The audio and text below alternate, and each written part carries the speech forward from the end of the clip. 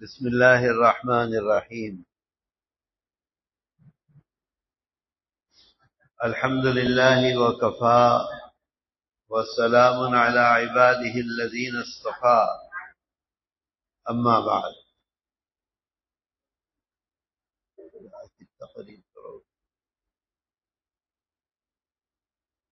حضرات علماء کرام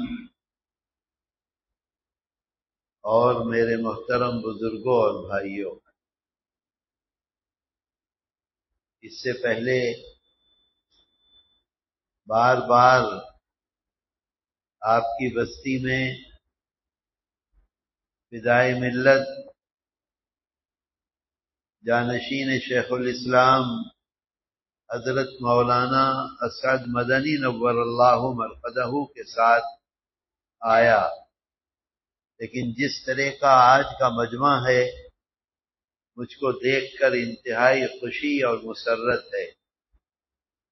اللہ جزائے خیر دے مفتی سبیل صاحب کو، قاری شریف صاحب کو، اور ہمارے پروفیسر نصر اللہ صاحب کو۔ یہ ان حضرات کی کوشش اور محنت ہے کہ آپ جیسے لوگ آج یہاں موجود ہیں اور ہم آپ کے سامنے حاضر ہیں۔ میرے دوستو، اس ملک میں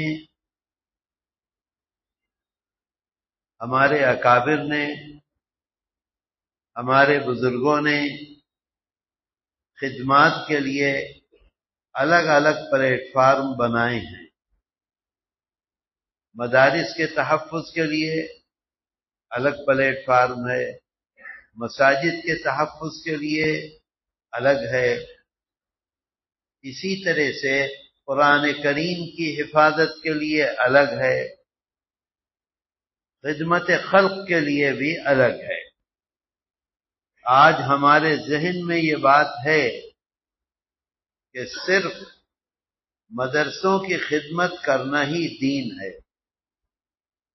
صرف قرآن کریم کی خدمت کرنا دین ہے، صرف مساجد کو بنانا، ان کی حفاظت کرنا، ان کی خدمت کرنا، امام صاحب اور مؤذن صاحب کا انتظام کرنا، یہ دین ہے۔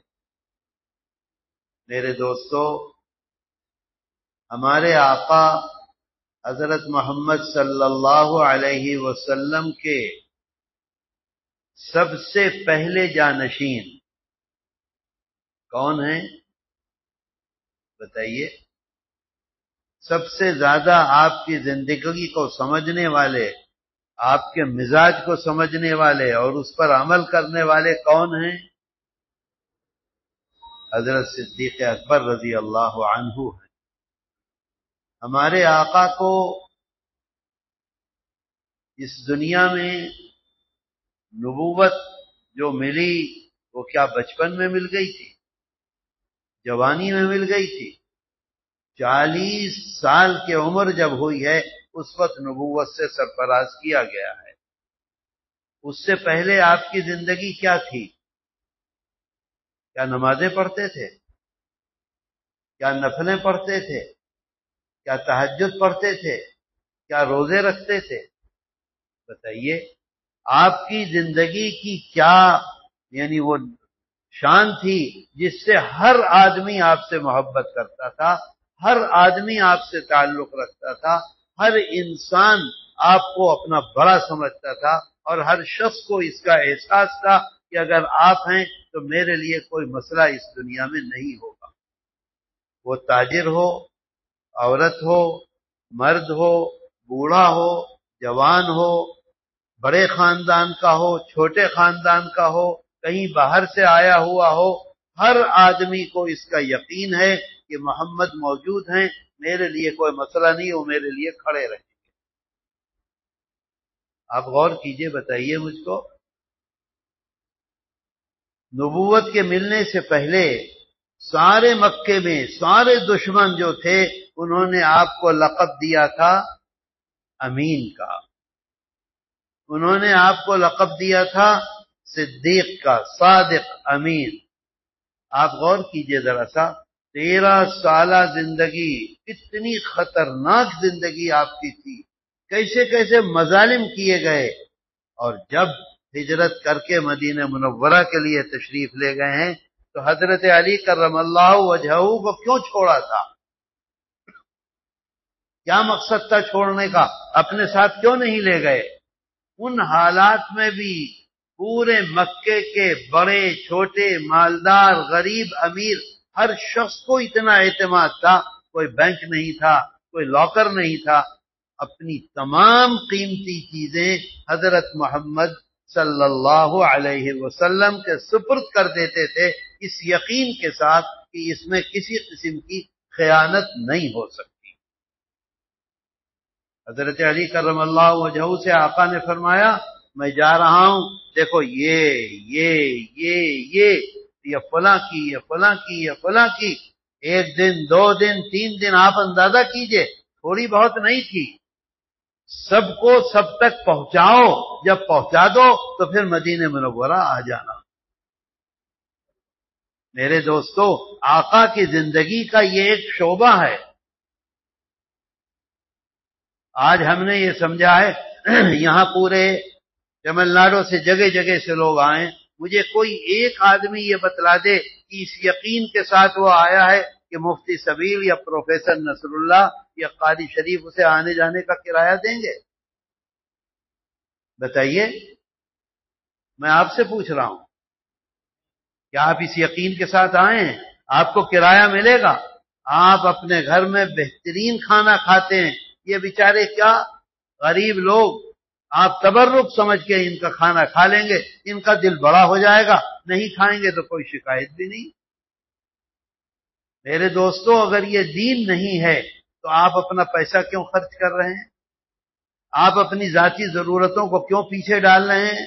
ایک عالم ہے، مدرسے میں پڑھاتا ہے، ایک تاجر ہے، اس کو اپنا کام ہے، ایک فیکٹری ہے، وہاں جانا ہے، ان تمام چیزوں کو چھوڑ کر ان کی آواز پر آج یہاں موجود ہے۔ کیا یہ دین نہیں ہے؟ دین وہی ہے جو اپنا وقت لگا رہا ہے اور اپنا پیسہ دے رہا ہے۔ کس نے بنایا؟ اس ہندوستان میں مدرسوں کا تحفظ کس نے کیا؟ اس ہندوستان میں ان داڑیوں کا تحفظ کس نے کیا؟ اس ہندوستان میں ان مسجدوں کا، ان گنبدوں کا، ان میناروں کا تحفظ کس نے کیا؟ میرے دوستو، جنازے کی نماز پڑھانے والا نہیں ملتا تھا۔ 50 یہاں نہیں، دلی اور دلی کے اطراف میں، پٹنہ اور پٹنے کے اطراف میں، لکھنؤ اور لکھنؤ کے اطراف میں اگر کسی کو اس کی ضرورت محسوس ہوتی تھی کہ اپنے جنازے کی نماز ہو پھر اس کے بعد دفن ہو تو 50 میل دور لے کر جاتے تھے۔ آج آپ کے اس علاقے میں کسی پہاڑی پر اگر 10 آدمیوں کا کوئی گاؤں ہے، چھوٹا سا، مسلمان وہاں رہتے ہیں، کسی کا انتقال ہوتا ہے تو کیا کبھی ایسا ہوا کہ وانم باڑی سے کسی کو بلایا جائے وہ جنازے کی نماز پڑھائے گا؟ یہ حقیقت ہے، یہ اس ملک کی حالت ہے، اس سے کوئی انکار نہیں کر سکتا۔ میرے دوستو، یہ ہمارے اکابر ہیں، سید الطائفہ حضرت حاجی امداد اللہ مہاجر مکی، حضرت شاہ نصیر الدین، حضرت میاں جی نور محمد، حضرت سید احمد شہید، حضرت شاہ عبدالعزیز محدث دہلوی، ایسے باکمال انسان تھے۔ یہ لوگ دارالعلوم و جمعیت علماء کے بانی ہیں، دارالعلوم دیوبند کے بانی ہیں، اس فکر کے بانی ہیں۔ حضرت شاہ عبدالعزیز محدث دہلوی رحمت اللہ علیہ جب اس دنیا سے تشریف لے گئے 1824 میں تو دلی میں کوئی میدان ایسا نہیں تھا جہاں ایک جگہ جنازے کی نماز پڑھی جا سکے۔ 50 اور 6 56 مرتبہ ان کی جنازے کی نماز ہوئی ہے۔ میرے دوستو، حضرت سید الطائفہ حضرت حاجی صاحب، اس کے بعد حضرت مولانا محمد قاسم نانوتوی، حضرت مولانا رشید احمد گنگوہی، یہ جو تبلیغی جماعت ہے اس کے امیر کون ہیں؟ حضرت مولانا الیاس صاحب رحمت اللہ علیہ، کس کے مرید ہیں، کس کے خلیفہ ہیں؟ حضرت مولانا رشید احمد گنگوہی رحمت اللہ علیہ، جو دارالعلوم دیوبند کے بانی ہیں، دارالعلوم دیوبند کے سرپرست ہیں، اور دارالعلوم کی پہلی اینٹ جو رکھی ہے وہ حضرت مولانا رشید احمد گنگوہی نے رکھی ہے، دوسری اینٹ حضرت مولانا محمد قاسم نانوتوی نے رکھی ہے، اور تیسری اینٹ حضرت مولانا محمد مظہر نانوتوی نے۔ علم حدیث حضرت شاہ عبدالعزیز محدث دہلوی رحمت اللہ علیہ کے واسطے سے اس ملک میں پھیلا ہے، نہیں تو ملک میں کوئی نہیں جانتا تھا کہ آقا کی سنتیں موقدہ کیا ہیں، غیر موقدہ کیا ہیں، نوافل کیا ہیں۔ دنیا یہ سمجھتی تھی کہ سجدہ کرنا جو ہے وہ آقا کے نزدیک بہت مستحسن ہے۔ دین کو الگ الگ کر کے یہ بدعت ہے، یہ دین ہے، یہ موقد ہے، یہ غیر موقد ہے، یہ نوافل ہیں، یہ مستحبات ہیں، یہ ساری چیزیں ان اکابر نے الگ الگ کر کے دے دی جن پر آج ہم عمل کر رہے ہیں۔ میرے دوستو، میرے عرض کرنے کا مقصد یہ ہے، حضرت مولانا رشید احمد گنگوہی رحمت اللہ علیہ کے اجل خلفاء میں ہیں حضرت مولانا خلیل احمد سہارنپوری امبیشوی، ان کے مرید ہیں حضرت مولانا الیاس صاحب رحمت اللہ علیہ، ان کے خلیفہ ہیں حضرت مولانا الیاس صاحب۔ آج جتنے بھی ذکر اللہ کی مجلسیں ہیں، یہ حضرت مفتی سبیل صاحب، اللہ ان کی عمر میں خیر کے ساتھ برکت عطا کرے، جگہ جگہ مجلسیں قائم کرتے ہیں ذکر اللہ کی۔ ان کا بانی کون ہے؟ سید الطائفہ حضرت حاجی امداد اللہ۔ مدارس، ان کا بانی کون ہے؟ سید الطائفہ حضرت حاجی امداد اللہ مہاجر مکی۔ دارالقرآن، ان کا بانی کون ہے؟ سید الطائفہ حضرت حاجی امداد اللہ۔ حضرت حاجی صاحب سے پوچھا لوگوں نے، اگر اللہ نے آپ سے پوچھا کہ کیا لے کر آئے ہو دنیا سے میرے لیے، تو فرمایا کہ 2 پھول پیش کر دوں گا، محمد قاسم اور رشید احمد، یہ ہیں، یہ لے کر آیا ہوں۔ آج ملک میں کوئی ایسا کام نہیں ہے نیک اور اچھا جو ہو رہا ہو اور اس کے بانی یہ دونوں حضرات نہ ہوں، کوئی بھی نہیں ہے۔ میرے دوستو، یہی وہ اکابر ہیں جنہوں نے خدمت خلق کے لیے جمعیت علماء ہند کی بنیاد رکھی ہے، الگ الگ لوگ نہیں ہیں۔ میں شروع میں عرض کر رہا تھا، ہمارے آقا حضرت محمد صلی اللہ علیہ وسلم کے پاس جبریل امین سب سے پہلے تشریف لائے، آپ کو سینے مبارک سے چمٹایا اور قرآن کی ایک آیت، سب جانتے ہیں، وہاں سے واپس تشریف لائے اور حضرت خدیجۃ الکبریٰ رضی اللہ عنہا کے پاس آ کر کہا کہ مجھ کو تو بڑی گھبراہٹ ہو رہی ہے، بہت بے چینی ہو رہی ہے، اتنا بڑا بوجھ میں برداشت کر سکوں گا؟ قرآن کا بوجھ قرآن خود اعلان کرتا ہے، خاشعہ متصدعہ من خشیت اللہ۔ یہ بڑے بڑے، یہ پہاڑ نہیں ہے جو پہاڑیاں آپ کے ہاں ہیں، بڑے بڑے پہاڑ پر اگر قرآن اترتا تو ریزہ ریزہ ہو جاتا اللہ کے بوجھ سے۔ آقا کے پاس آیا، کتنی پریشانی ہوئی، اپنی زوجہ مطہرہ سے فرماتے ہیں کیا ہوگا، کیسے ہوگا؟ آپ دیکھیے، بخاری شریف میں اور حدیث شریف میں دوسری حدیث کی کتابوں میں موجود ہے، آپ نے فرمایا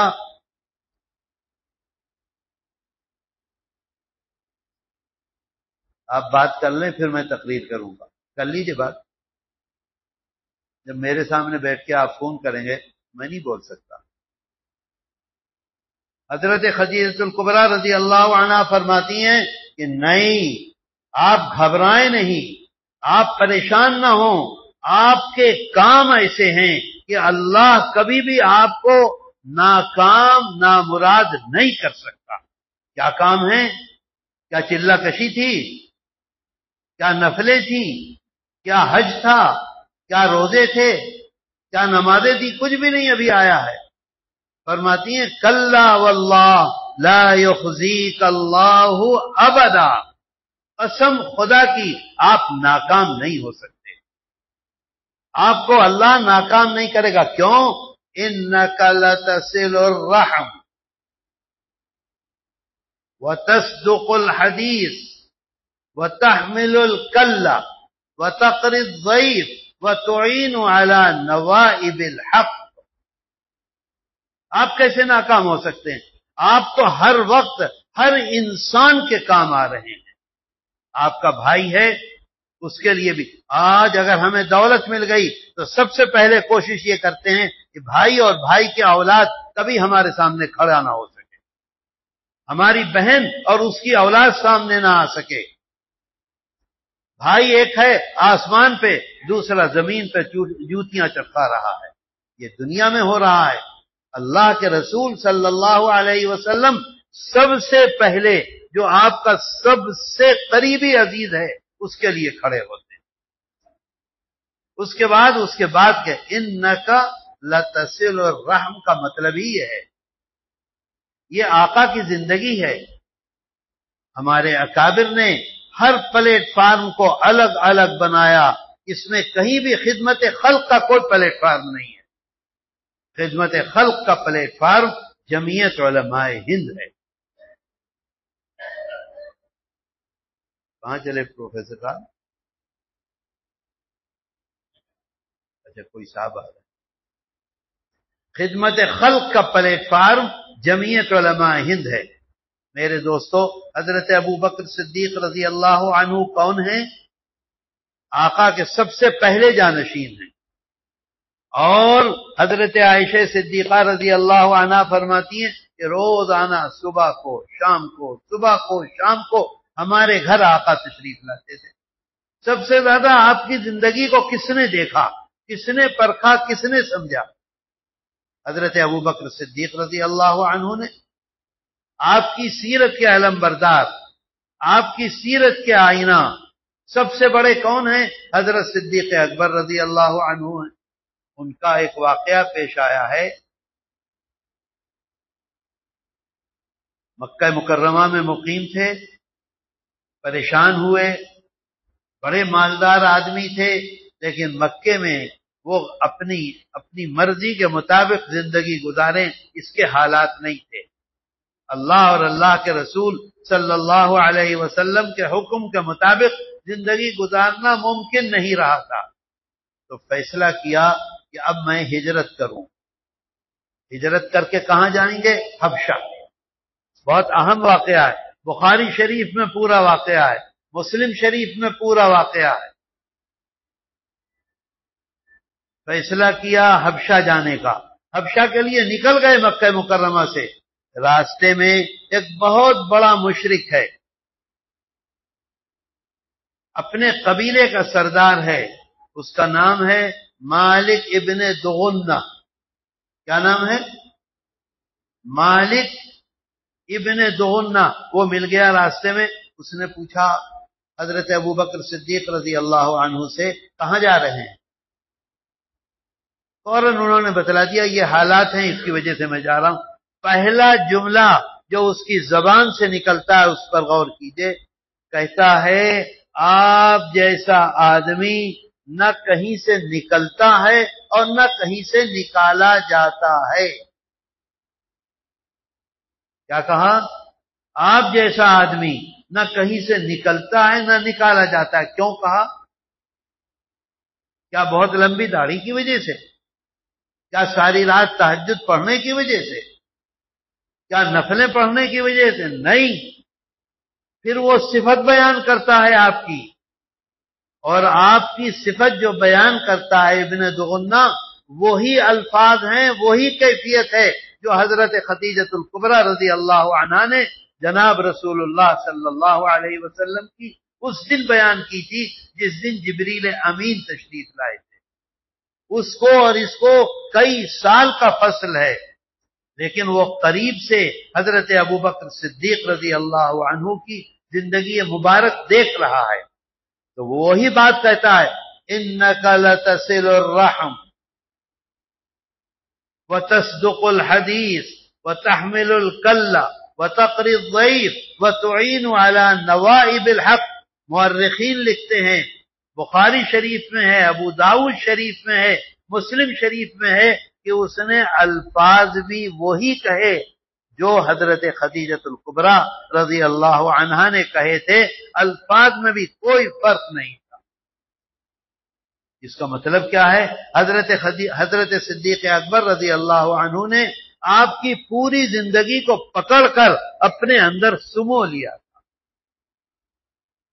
آپ دیکھ لیجئے اتنے سارے ماشاءاللہ لوگ بیٹھے ہوئے ہیں، نمازی بھی ہیں، روزے سے بھی ہیں، حج کو بھی جاتے ہیں، عمرے کو بھی جاتے ہیں، چلے میں بھی جاتے ہیں۔ کوئی ایک آدمی کھڑا ہو کر یہ کہہ دے کہ اس کی زندگی کو دیکھ کر کسی نان مسلم نے یہ کہا ہو مسلمان بہت اچھے ہیں، بہت اچھا مذہب ہے اور میں مسلمانوں کے قریب رہنا چاہتا ہوں، کوئی ایک صاحب بتلا دیں۔ آپ کی گورنمنٹ، تمل ناڈو گورنمنٹ کا چیف منسٹر پرسوں اسمبلی میں کھڑے ہو کر یہ اعلان کرتا ہے کہ میں نے یہ فیصلہ کیا ہے کہ حضرت محمد صلی اللہ علیہ وسلم نے انسانیت کی جو خدمت کی ہے اپنی زندگی میں، اس خدمت کو میں نصاب میں شامل کر لوں، سلیبس میں شامل کر دوں، تاکہ ہمارے بچے اپنی زندگی ایسی گزاریں جو ایک ماڈل ہو۔ ہندوستان میں پہلی مرتبہ اس نے اعلان کیا۔ اس نے یہ نہیں کہا کہ مسلمانوں کی زندگی، اس نے یہ نہیں کہا مسجدوں میں جو نمازیں پڑھتے ہیں ان کی زندگی، اس نے یہ نہیں کہا کہ شیخ الحدیث کی زندگی، اس نے یہ نہیں کہا کہ خطیب کی زندگی۔ ہم نے اس زندگی کو بھلا دیا ہے۔ ہم بہت مطمئن ہیں، سمجھتے ہیں ہم بہت احسان کر رہے ہیں اللہ کا۔ میرے دوستو، میں نے ابھی سنا کسی نے یہ کہا جمعیت کا کیا ہے، صرف اس کو پکڑے ہوئے ہے، یہ کیا ہوتا ہے، عدالت کو۔ میرے دوستو، میں یہاں اس لیے نہیں آیا ہوں، میں آپ کو یہ بتلانے کے لیے آیا ہوں کہ جس طرح سے یہ پلیٹ فارم ہیں، ایسے ہی پلیٹ فارم ہے انتہائی اہم آقا کی زندگی۔ ایک وہ آدمی تھا، میرا موبائل کہاں، ابھی آپ کو بتلاتا ہوں۔ یہ مجھ سے کہہ رہے تھے ہمارے مفتی صاحب کہ تم کو 1 گھنٹہ، میں نے کہا بھئی یہ ضروری نہیں ہے کہ میں 1 گھنٹہ بولوں، یہ بھی ممکن ہے کہ زیادہ بولوں اور یہ بھی ممکن ہے کہ کچھ نہ بولوں۔ ابھی بتلاتا ہوں آپ کو۔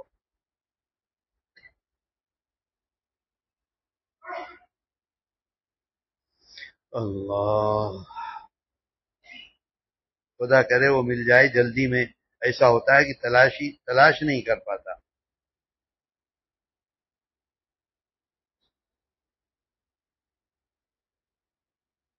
ایک فلم بنی تھی 2012 میں، اس کو بنانے والا تھا آرنو ڈوئن،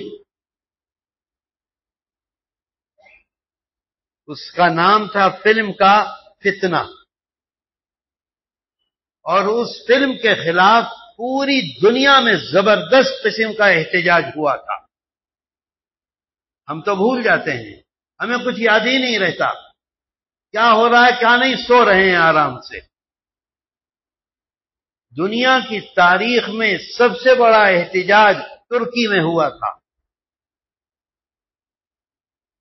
فوٹو اس کے آئے تھے اور کوئی یہ نہیں بتلا سکا تھا کہ کتنے آدمی اس میں نکلے ہیں۔ وہاں کی فوج بھی اس احتجاج میں تھی، وہاں کا پریزیڈنٹ بھی اس احتجاج میں تھا، وہاں کے وزراء بھی اس احتجاج میں تھے، وہاں کے عام لوگ بھی اس احتجاج میں تھے، وہاں کے تاجر بھی اس احتجاج میں تھے، وہاں کے ائمہ بھی اس احتجاج میں تھے۔ پوری دنیا میں ہنگامہ ہوا۔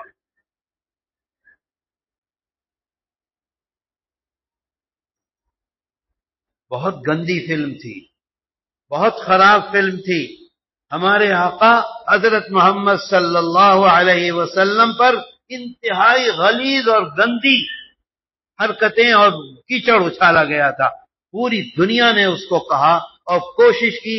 ہندوستان نے اس زمانے میں اس فلم کے آنے سے پہلے پابندی لگا دی۔ اس وقت حکومت اچھی تھی، بر صغیر میں، پاکستان میں، بنگلہ دیش میں، فلاں فلاں فلاں، یورپ میں نہیں پابندی لگی، یورپ میں آئی، مسلم ممالک نے آنے سے پہلے پابندی لگا دی۔ اچانک یہ ہوا اپریل 2012 میں، میری بات کو سمجھ رہے ہیں؟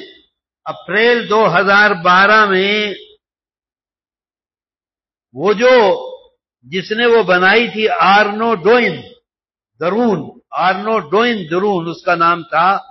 اپریل 2012 میں ایک دن اچانک ہوائی جہاز میں بیٹھ کر وہ جدے آیا اور جدے سے ہوائی جہاز میں بیٹھ کر مدینہ آیا اور مدینہ منورہ کے امام صاحب شیخ علی اور شیخ صالح، شیخ علی کچھ اس میں لکھا ہوا میں پڑھ نہیں پا رہا ہوں، اور شیخ صالح، ان دو ائمہ سے ملا مدینہ منورہ آ کر. جس نے وہ فلم بنائی تھی کروڑوں ڈالر خرچ کیے تھے، 12-15 سال کی محنت کے بعد وہ مدینہ منورہ آتا ہے اپریل 2012 میں، ان دونوں ائمہ سے ملتا ہے اور ملنے کے بعد یہ کہتا ہے مجھے مسلمان کر لو.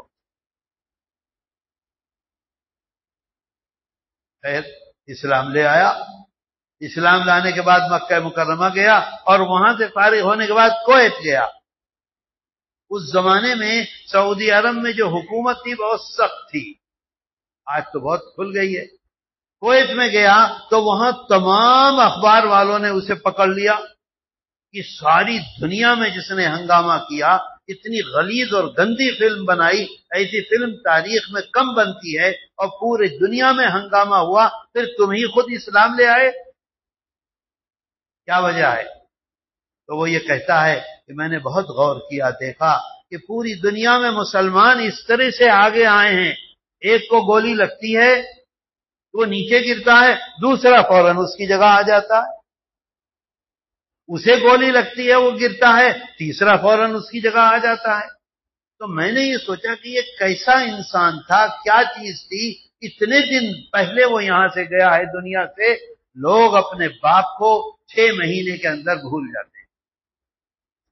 ان کے گھروں میں شادیاں ہوتی ہیں، دعوتیں ہوتی ہیں، کھانے ہوتے ہیں، سونا ہوتا ہے، کسی کو یاد نہیں رہتا کہ یہ گھر میرے باپ نے بنا کے دیا تھا، کاروبار میرے باپ نے محنت کر کے دی تھی. مزے کرتے رہتے ہیں. اور جس کو 1300-1400 سال ہو گئے، کہنے لگے میں نے ان کی زندگی کو پڑھنا شروع کیا. میں مختصر بتلا رہا ہوں، پڑھنا شروع کیا. کہتا ہے کہ سب سے زیادہ میرے جو دل پر اثر ہوا وہ یہ ہوا کہ وہ تشریف لے جاتے تھے حرم شریف کی طرف آدھی رات میں اٹھ کر. تو ایک عورت تھی جو راستے میں کانٹے بچھا دیتی تھی، ہمارے اس ملک کے کانٹے نہیں، مکہ مکرمہ کے کانٹے اتنے بڑے بڑے تاکہ چبھیں. دن میں گھنٹوں دھوپ میں اوپر بیٹھی رہتی تھی پاخانہ اور غلاظت لے کر کہ جب یہاں سے گزرے فوراً ان کے اوپر وہ ڈال دیں. کہیں سال سے اس کا یہ عمل تھا، یہ خاموشی سے گزر جاتے تھے، کبھی کسی کی طرف متوجہ نہیں ہوئے. کہتے ہیں ایک دن گزرے کانٹے نہیں، دوسرے دن گزرے کانٹے نہیں، تیسرے دن گزرے کانٹے نہیں، دن میں گزرے اوپر سے گندگی نہیں، پھر گزرے کچھ نہیں، پھر وہ کہتا ہے میں نہیں کہہ رہا ہوں کچھ نہیں. تو کہتا ہے کہ انہوں نے محلے میں پوچھا، یہاں ایک عورت تھی جو مجھے اس طرح سے پریشان کرتی تھی، 3 دن ہو گئے 4 دن ہو گئے، نہ کانٹے ہیں نہ اوپر سے کچھ پھینک رہی ہے. تو لوگوں نے کہا جی وہ اکیلی عورت ہے، بوڑھی ہے، وہ بیمار ہو گئی ہے، وہ اپنے بستر سے اوپر اٹھ نہیں سکتی. تو وہ کہتا ہے اخبار والوں سے کہ میں نے یہ دیکھا کہ وہ اس کے گھر میں گئے اور پہلا جملہ جو ان کی زبان سے نکلا وہ یہ نکلا ماں. سمجھ رہے ہیں بات؟ ماں کیسی ہو، تمہیں پریشانی؟ اچھا پانی آج بھی ہے؟ اس زمانے میں تو پانی تھا ہی نہیں. فوراً پوچھا پانی ہے، گھڑا خود اٹھا لیا اور لے کر گئے اور پانی کا گھڑا اس کے پاس لا کے رکھا. کہتا ہے اس اخلاق کو دیکھ کر میں نے یہ فیصلہ کیا کہ مجھ کو مسلمان ہو جانا چاہیے. میں ڈوئن کی بات نہیں سنا رہا ہوں، میں آپ کو کہہ رہا ہوں کہ اللہ کے رسول صلی اللہ علیہ وسلم کا خدمت خلق اور اخلاق مبارکہ جو تھے وہ سب سے اوپر فوقیت لیے ہوئے تھے. ہمارے اکابر نے ہر کام کے لیے ایک پلیٹ فارم بنایا. خدمت اور اخلاق کے لیے جمعیت علماء ہند کا پلیٹ فارم ہے جو خدمت کر رہی ہے اور انشاءاللہ کرتی رہے گی. اور اس بات کو یاد رکھیے، یہ گئے تھے دلی، سبیل مولانا، وہ حافظ شریف بھی گئے تھے، پروفیسر نصر اللہ بھی گئے تھے. ان میں سے کوئی بھی قرآن کریم اٹھا کے کہہ دے کہ دلی دفتر نے انہیں کرایہ دیا، اپنے کرائے سے، اپنا پیسہ خرچ کر کے. جمعیت علماء ہند کا ہر ورکر پورے ہندوستان میں اپنے کاموں میں مشغول ہے. جب جمعیت علماء ہند آواز دیتی ہے کھڑا ہو جاتا ہے، اپنا پیسہ بھی خرچ کرتا ہے، اپنا وقت بھی خرچ کرتا ہے، میدان میں آتا ہے، کام ہو جاتا ہے، پھر واپس چلا جاتا ہے.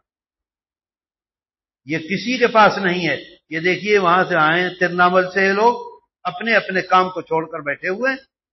اگر ان سے کہیں گے 2 دن رہو، 2 دن رہیں گے، پھر جائیں گے، پھر مشغول ہو جائیں گے اپنے کام میں. میرے دوستو، حضرت ابو بکر صدیق رضی اللہ عنہ کے بارے میں دنیا اس پر اتفاق رکھتی ہے کہ آپ نے ہمارے آقا حضرت محمد صلی اللہ علیہ وسلم کی سیرت مبارکہ کو اس طرح سے اپنے اندر اتار لیا تھا کہ آقا کی سیرت کے آئینہ بن گئے تھے. سیرت کے آئینہ بنے کس چیز میں؟ ابن دغنہ کیا کہتا ہے؟ کیا نمازوں کا حوالہ دے رہا ہے؟ انک لتصل الرحم، انک لتصل الرحم وتصدق الحدیث وتحمل الکلہ. میں سچی بات آپ سے کہتا ہوں، ہمارے اکابر کی، جمعیت علماء ہند کے اکابر کی زندگی دیکھیے اور آپ بتائیے کہ ان کی زندگی کیا تھی. کیا ان کے کپڑوں سے یہ محسوس ہوتا تھا کہ وہ عالم ہیں؟ کیا ان کے چلنے پھرنے سے یہ محسوس ہوتا تھا کہ بہت بڑے لوگ ہیں؟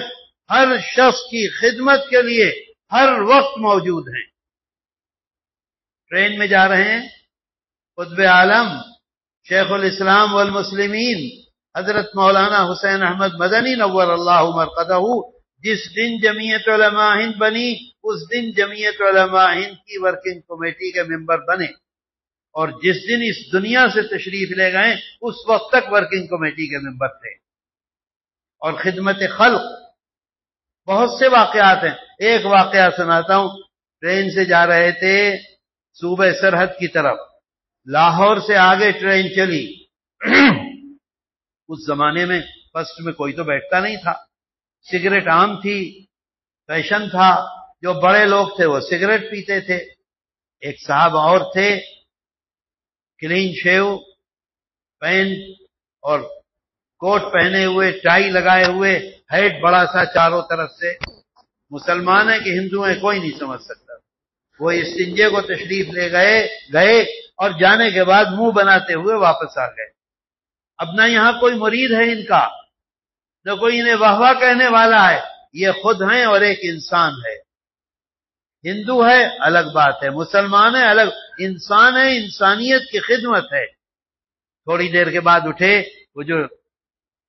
وہ تھی سیٹیں تھیں، ان کے نیچے سگریٹ کی ڈبیاں پڑی ہوئی تھی خالی. ان کو اٹھایا، کنڈی میں سے بڑا سا لوٹا نکالا اور بیت الخلا میں چلے گئے. دیکھا جا کے تو ہر طرف پاخانہ، دیواروں پر پاخانہ، ادھر ادھر گندا سب.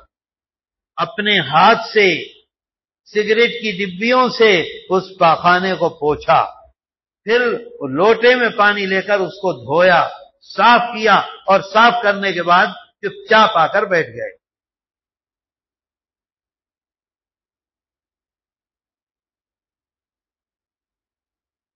کر لیجئے، آپ اپنا کام کر لیجئے، ضروری ہے نا. بیٹھ گئے، آ کے تھوڑی دیر بیٹھے رہے اور ان سے کہا کہ آپ کو شاید استنجے جانا تھا. تو انہوں نے بہت منہ بنا کے کہا کہ ہاں میں گیا تھا، وہاں گندگی بہت ہے. کہا کہ نہیں میں تو ابھی آیا ہوں، بالکل صاف ہے. کہ نہیں بہت گندا ہے. کہا آپ جا کے تو دیکھیے. اور وہ جو اندر گئے اور انہوں نے دیکھا دھلا ہوا ہے، تو وہ اپنی حاجت بھول گئے، آ کر بیٹھ گئے کہ اسٹیشن پر اتریں گے یہ تو کہاں اتریں گے، کون انسان ہے یہ، میں لوگوں سے اتر کے پوچھوں گا یہ انسان ہے یا فرشتہ ہے. اس سے مختصر یہ اسٹیشن آیا، بڑا ہجوم تھا، وہ ایک طرف کھڑے ہو گئے. جب استقبال ہو چکا تو انہوں نے ایک آدمی کو پکڑا اور یہ کہا میں تو کامریڈ ہوں. کامریڈ کا مطلب کمیونسٹ ہوں، میں تو کسی مذہب کو نہیں مانتا، لیکن مجھے یہ بتاؤ یہ انسانیت کی اتنی بڑی خدمت کرنے والا تمہارا پوپ جو ہے یہ کون ہے؟ تو میرے دوستو، جمعیت علماء ہند کا 2 روپے کا جو ممبری ہے، جو اس ممبر بن جائے گا اور 2 روپے دے دے گا، اس کے اندر یہ صفات آنی لازم ہیں، آہستہ آہستہ آہستہ آہستہ آہستہ آہستہ اس کے جسم میں پیوست ہوں گی۔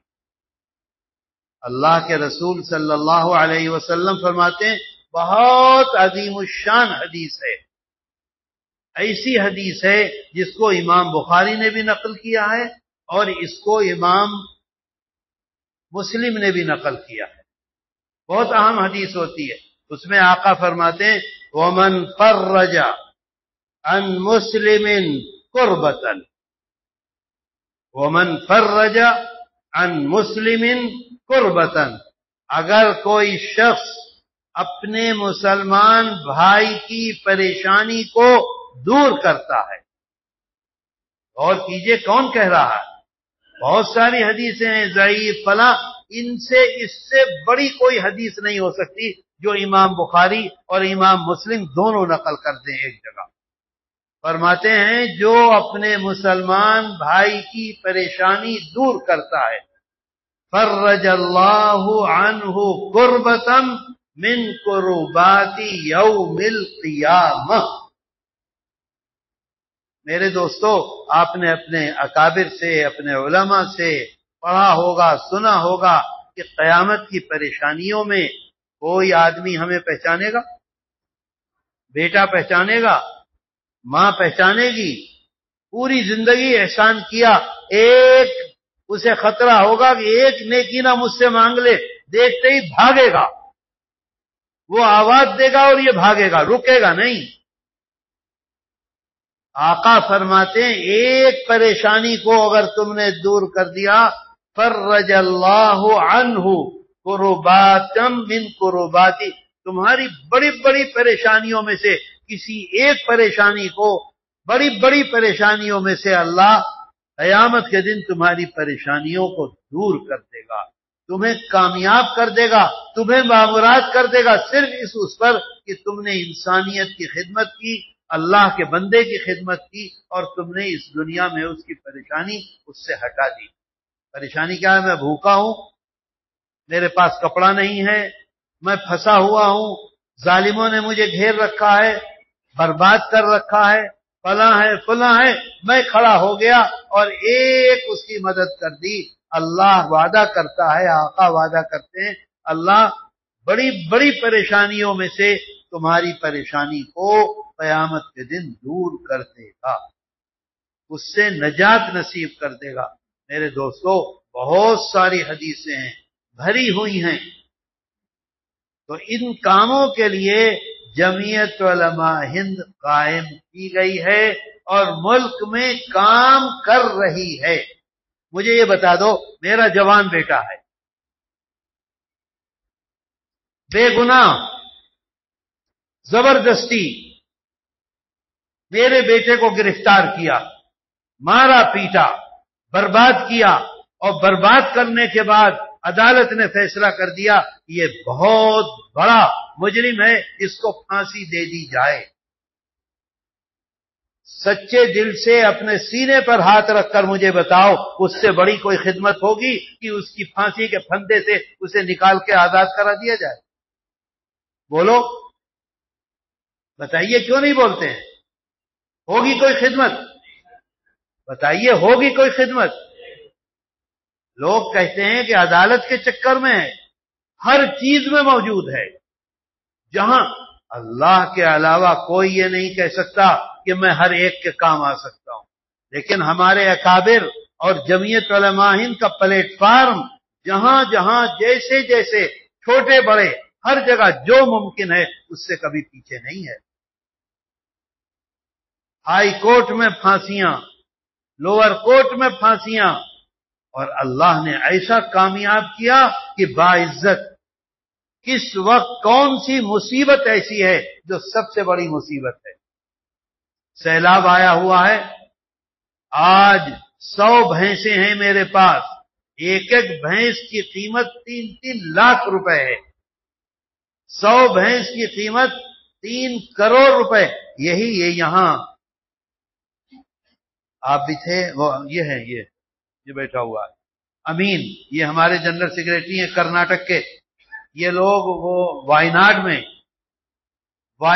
میں جو سیلاب آیا، ایک غیر مسلم اس کے پاس اتنی زیادہ اعلی قسم کی گائے تھی کہ پورے بستی میں وہ سپلائی کرتا تھا دودھ.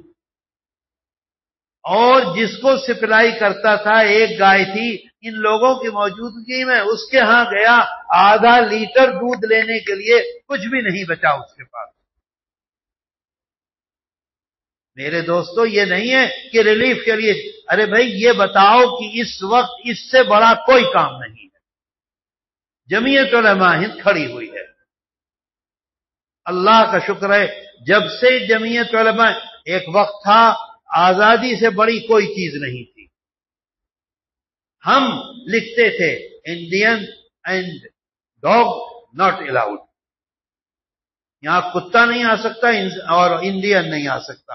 اس وقت جمعیت علماء ہند کے لیے سب سے اہم چیز تھی ہماری مذہب کی آزادی، ہمارے مذہب کی حفاظت، ہماری نمازوں کی حفاظت، ہماری داڑھیوں کی حفاظت، ہماری ٹوپیوں کی حفاظت، کلمہ طیب لا الہ الا اللہ محمد الرسول اللہ کی حفاظت میدان میں تھی.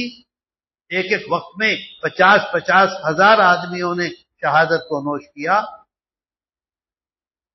جس وقت جس چیز کی ضرورت ہے جمعیت علماء ہند موجود ہے. میرے دوستو، میرے عرض کر آپ کی بات سمجھ میں آئی؟ سمجھے آپ؟ آج تبلیغی جماعت کو ہم سمجھتے ہیں بہت، وہ بھی ایک دین ہے، وہ بھی ایک کام ہے، وہ بھی ایک خدمت ہے. مدارس یہ بھی ایک خدمت ہیں، دارالقرآن کی مجلسیں یہ بھی ایک خدمت ہے، اور جمعیت علماء ہند بھی وہی ایک خدمت ہے جو اللہ کے رسول صلی اللہ علیہ وسلم گزار کے اس دنیا سے تشریف لے گئے. دیکھ لیجئے آرنو ڈوئن کا معاملہ، اسلام لے آیا، سب سے بڑا دشمن دنیا کا، اور آج سب سے بڑا مبلغ بن گیا. اس بنیاد پر کیا چیز؟ آقا کی سیرت، آقا کے اخلاق مبارکہ. الحمدللہ اسی پر جمعیت علماء ہند چل رہی ہے، کام کر رہی ہے.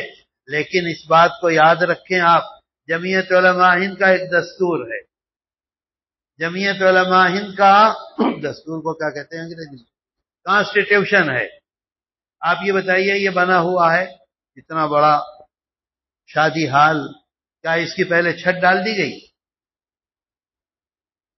کیا اس کے اندر سب سے پہلے یہ جو بیم ہوتے ہیں یہ ڈال دیے گئے؟ بولیے، رہتی چھت اوپر؟ سب سے پہلے گڈھے کھودے گئے، فوٹنگ کی گئی، پلر کھڑے کیے گئے، سیمنٹ بھرا گیا، اس کے بعد اس میں بیم ڈالے گئے، پھر چھت ڈالی گئی.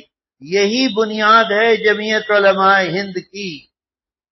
اصل جمعیت علماء ہند کی قوت مقامی جمعیت ہے. مقامی جمعیت بنے گی تو ڈسٹرکٹ جمعیت بنے گی، ڈسٹرکٹ جمعیت بنے گی تو اسٹیٹ جمعیت بنے گی، اسٹیٹ جمعیت بنے گی تو سینٹر جمعیت بنے گی. اوپر سے نہیں ہے، نیچے سے ہے. اور ایک بات اور یاد رکھیں کہ جمعیت علماء ہند میں سب سے زیادہ پاورفل باڈی جو ہے وہ جنرل باڈی ہے، جس کو مجلس منتظمہ کہتے ہیں. مجلس عاملہ ورکنگ کمیٹی کی کوئی پوزیشن نہیں ہے. سب سے بڑی پوزیشن جنرل باڈی کی ہے، اور جنرل باڈی کا جو ممبر ہوتا ہے وہ نامنیٹ نہیں ہوتا.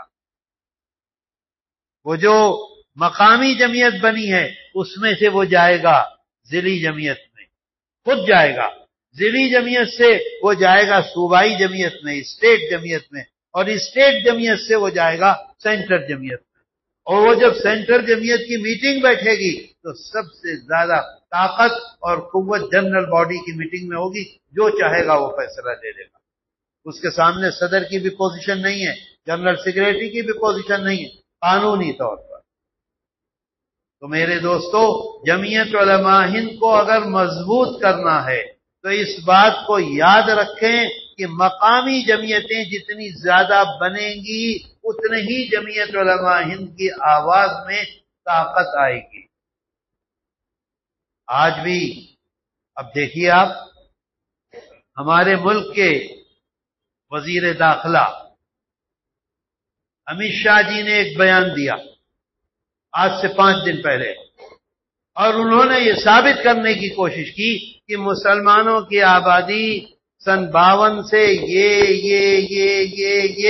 14 تک، ہندوؤں کی آبادی یہ 14 تک، اور اس کے بعد مسلمانوں کی آبادی جو بڑھی ہے اس کا مطلب یہ ہے کہ وہ یہ مسلمان نہیں ہے جو یہاں پیدا ہوئے ہیں، بلکہ یہ وہ مسلمان ہیں جو باہر سے آ کر یہاں آباد ہو گئے. بیان دیا کہ نہیں دیا؟ سب نے پڑھا، کسی نے جواب دیا؟ کتنا بڑا الزام تھا مسلمانوں پر. میرے سلسلے میں بھی یہ ہے کہ میں انڈین ہوں کہ نہیں ہوں، آپ کے سلسلے میں بھی یہ ہے کہ آپ انڈین ہیں کہ نہیں ہیں. کسی وقت بھی گورنمنٹ یہ کہہ دے گی پہلے ثابت کرو تم انڈین ہو کہ نہیں ہو، اور جب ان کا مقصد ہوگا کہ اسے نان انڈین ثابت کرنا ہے تو کون سی طاقت ہے جو آپ کو انڈین ثابت کرتے. مولانا ارشد مدنی نے کار میں بیٹھے ہوئے تھے، اخبار والوں نے پکڑ لیا جس دن وزیر خارجہ آئے ہیں افغانستان کے کہ صاحب وزیر داخلہ نے یہ بیان دیا ہے، آپ کیا کہتے ہیں؟ ان کا جھوٹ بولتے ہیں، وہ فوراً کا جھوٹ بولتے ہیں. ہندوستان میں مسجدیں محفوظ نہیں، ہندوستان میں مدرسے محفوظ نہیں، ہندوستان میں مکانات محفوظ نہیں، ہندوستان میں مسلمان محفوظ نہیں. جہاں چاہتے ہیں مسلمان کو قتل کر دیتے ہیں، جب چاہتے ہیں بلڈوزر سے مکان کو گرا دیتے ہیں، جب چاہتے ہیں مسجدوں کو ختم کر دیتے ہیں. کون ایسا پاگل ہے جو دوسرے ملک سے آ کر یہاں بسے گا؟ بتاؤ مجھے، ہے یہ حقیقت کہ نہیں ہے؟ کوئی آئے گا اس ملک میں؟ آپ دیکھیے رپورٹ، روزانہ ہزاروں کی تعداد میں، سال میں لاکھوں کی تعداد میں لوگ ہندوستان کو چھوڑ کر جا رہے ہیں. میں دلی میں بہت سے لوگوں کو جانتا ہوں، دبئی میں رہنے لگے، ترکی میں رہنے لگے، انگلینڈ میں رہنے لگے. ایک وسیم بھائی بہت آتے جاتے تھے ہمارے ہاں، دلی میں رہتے تھے، چاندنی اس میں کیا ہے وہ، نہیں دریا گنج میں، سارے بچوں کو لے کر دبئی چلے گئے اور دبئی سے پھر انگلینڈ چلے گئے، دونوں جگہ گھر بنا لیے. ہندوستان کیسے رہے ہندوستان میں؟ یہاں کچھ ہے ہی نہیں. اور وہ یہ کہہ رہے ہیں کہ ہندوستان میں گھسپیٹ. کون آئے گا گھسپیٹیا؟ کیوں نہیں کوئی کھڑا ہوا مسلمان؟ اتنے بڑے بڑے لوگ ہیں. جمعیت علماء ہند کے اندر یہ طاقت ہے کیونکہ جمعیت علماء ہند کی بنیاد ہی یہ ہے. اس کے بعد سے خاموشی ہے، کچھ بھی نہیں. تو یہ کہنا کہ جمعیت علماء ہند تو عدالتوں کو پکڑے ہوئے اور کچھ بھی نہیں. جس وقت جس چیز کی ضرورت ہے جمعیت علماء ہند کے خدام اور اکابر کھڑے ہوئے ہیں. کس کے لیے؟ ملک کی خدمت کے لیے. کس کے لیے؟ ملت کی خدمت کے لیے. جمعیت علماء ہند مسلکی اختلاف میں نہیں پڑتی. ایک مسلک ہے، ایک ملت ہے. بھائی ایک اہل حدیث کا مسلک ہے، ایک بریلوی مسلک ہے، ایک یہ جو درگاہیں ہوتی ہیں ان کا مسلک ہے. جمعیت علماء ہند اس میں نہیں جاتی. جمعیت علماء ہند کہتی ہے ملی مسائل میں ایک ہو جاؤ. اور اللہ کا شکر ہے جب جمعیت علماء ہند کھڑی ہوتی ہے ہندوستان کے تمام لوگ اس کے پلیٹ فارم پر آ کر جمعیت علماء ہند کی تائید کرتے ہیں. آج تک ملک میں یہی ہو رہا ہے. تو میرے دوستو اس چیز کو یاد رکھو کہ جمعیت علماء ہند ہے کیا؟ جمعیت علماء ہند کے بنانے والے کون ہیں اور کیا بنیاد ہے جمعیت علماء ہند کی؟ اللہ کے رسول صلی اللہ علیہ وسلم کی مکمل سیرت مبارکہ. خدمت، ملی خدمت، ملک کی خدمت. کبھی بھی جمعیت علماء ہند نے ملک کو اور ملت کو الگ الگ نہیں کیا. ہمارا ملک ترقی کرے گا، ہم کو سکون ہوگا. ملک برباد ہوگا. ہم اب دیکھ لیجئے روز آنا شیئر گرتے ہیں. کیا صرف ہندوؤں کو نقصان ہوتا؟ بولو. اور اگر شیئر بڑھیں گے تو کیا صرف ہندوؤں کا فائدہ ہوگا؟ مسلمانوں کو بھی ہوگا، ہندوؤں کو بھی ہوگا. دوسرے مذہب کے لوگوں کو بھی ہوگا۔ میری بات سمجھ میں آئی آپ کے؟ جمعیت علماء ہند کی بنیاد کو سمجھا آپ نے؟ نہیں سمجھا؟ سمجھے آپ؟ مجھے بہت خوشی ہے آج آپ کے درمیان میں آ کر اور آپ سے باتیں کر کے۔ اللہ تعالی ہمارے آنے کو قبول کر لے۔ کوئی مقصد نہیں ہے دنیا کا، کچھ نہیں ہے۔ یہ مفتی سبیل ہیں، ان کے تو ویسے ہی مریدین ہیں بہت سارے ہندوستان میں۔ انہیں کیا مصیبت پڑی ہے جمعیت علماء ہند کے پلیٹ فارم پر لگ کے اور ہر ایک کے گھر جائیں اور خوشامد کریں؟ لوگ ان کی خوشامد میں آگے پیچھے پھرتے رہیں گے، لیکن اللہ کے رسول صلی اللہ علیہ وسلم کی سیرت مبارکہ جو ہے اس کو پکڑے ہوئے ہیں۔ یہ پلیٹ فارم اس لیے کر رہے ہیں۔ میرے دوستو، 1 گھنٹہ ہو گیا، آپ نے 1 ہی گھنٹہ کہا تھا بس، کیا کریں؟ ابھی جاری رکھیے۔ ابھی پچھلے دنوں ہندوستان میں ایک بہت بڑا فتنہ اٹھا، بہت بڑا فتنہ۔ ایک واقعہ پیش آیا تھا ادے پور میں، 4-5 سال پہلے ایک حادثہ ہوا تھا۔ اس حادثے کو بنیاد بنا کر جولائی میں ملک میں 3 گھنٹے کی ایک فلم بنائی گئی، اور اس فلم کا نام تھا ادے پور فائلز۔ سمجھ رہے ہیں بات کو؟ اور وہ فلم میں کیا تھا؟ ہمارے آقا حضرت محمد صلی اللہ علیہ وسلم کی ذات اقدس پر بہت گندی باتیں، ہماری ازواج مطہرات کے سلسلے میں بہت خراب باتیں، مدرسوں کے سلسلے میں، مسجدوں کے سلسلے میں، مسجدوں کے ممبر کے سلسلے میں، یہ داڑھیوں کے سلسلے میں، اور داڑھی کے ساتھ اگر کسی نے بال رکھ رکھے اس کے سلسلے میں، اگر پگڑی باندھ رکھی ہے اس کے سلسلے میں، اگر لمبا کرتا ہے اس کے سلسلے میں، کوئی ایسی چیز چھوڑی نہیں تھی جس میں اتنی گندگی نہ اچھالی گئی ہو کہ جو اس فلم کو دیکھ کر باہر نکلے گا یقیناً حملہ آور ہوگا۔ اس کا نام کیا تھا؟ ادے پور فائلز۔ سمجھ گئے بات کو؟ اس کا ٹریلر جاری ہوا، ٹریلر کیا کہتے ہیں اسے، 1.5 منٹ یا 2 منٹ کا۔ ملک میں آگ لگ گئی۔ جمعیت علماء ہند نے یہ فیصلہ کیا اس کو روکا جائے۔ اگر یہ فلم آ گئی تو جو آج بریلی میں ہے پورے ملک میں ہر شہر میں، ہر قصبے میں زبردست قسم کا ہنگامہ ہوگا، لوگ باہر نکلیں گے، پولیس ہوگی، گولی چلے گی، لاٹھیاں چلیں گی، گرفتاریاں ہوں گی، بربادیاں آئیں گی، کرفیو لگیں گے۔ میرے دوستو، ہم میں سے اکثر کو یہ معلوم نہیں ہے کہ ادے پور فائلز کوئی فلم آئی تھی اور اس کے اندر کیا گندگی تھی۔ ہاں، جب وہ اگر خدا نہ خواستہ آ جاتی، مصیبت پورے ملک پر ٹوٹ پڑتی جب ہمیں پتہ چلتا، اور کوئی ہمارے پاس اس کا روکنے کی کوئی شکل نہیں تھی۔ جمعیت علماء ہند اس کے سلسلے میں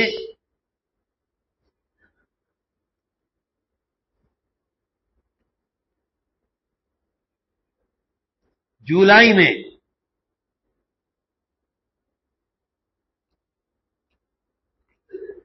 7 جولائی 2025 کو جمعیت علماء ہند ہائی کورٹ گئی، اور ہائی کورٹ میں جا کر ہائی کورٹ سے یہ گزارش کی کہ یہ فلم ایسی اور ملک کے لیے انتہائی برباد کرنے والی ہے، اس پر پابندی لگاؤ اور اسٹے دو۔ 9 جولائی کو ہائی کورٹ نے 2 دن کا عبوری اسٹے دیا۔ عبوری سمجھ گئے؟ Temporary stay. اور یہ کہا کہ وکیل جو ہیں جمعیت علماء ہند کے اور وکیل جو ہیں فلم کے مالکان کے، یہ دونوں فلم کو دیکھیں۔ اچھا، ایک بات رہ گئی، جو فلم کے مالک کے وکیل تھے انہوں نے جب عدالت نے 2 دن کا اسٹے دیا، اسی دن شام کو 6 بجے فلم وہ ریلیز ہونے والی تھی۔ معلوم ہے کتنے سینما ہالوں میں ریلیز ہو رہی تھی؟ نہیں معلوم، 18,000۔ وہ عدالت میں کہتا ہے 18,000 سینما ہالوں میں ہماری فلم بک ہو چکی ہے اور 2,00,000 کروڑ روپے کا بزنس ہمیں مل چکا ہے. اس وجہ سے آپ اس پر عبوری اسٹے نہ لگائیں، فیصلہ دیں، فلم کو چلنے دیں. جمعیت علماء ہند نے کپل سبل کو اپنا سینئر وکیل بنایا. وہ سپریم کورٹ میں رہتے ہیں، ان سے گزارش کی وہ ہائی کورٹ آئے، اور ہائی کورٹ آنے کے بعد انہوں نے ہائی کورٹ سے یہ کہا کہ صاحب نہیں، اس پر فوراً پابندی لگنی چاہیے، نہیں تو ناقابل تلافی نقصان پہنچے گا. اس سے مختصر یہ کہ پابندی لگی 2 دن کی، اور یہ کہا کہ جا کے دیکھو. دونوں آدمی جمعیت کے بھی وکلا گئے، وہ بھی گئے. شام کو 6 بجے سے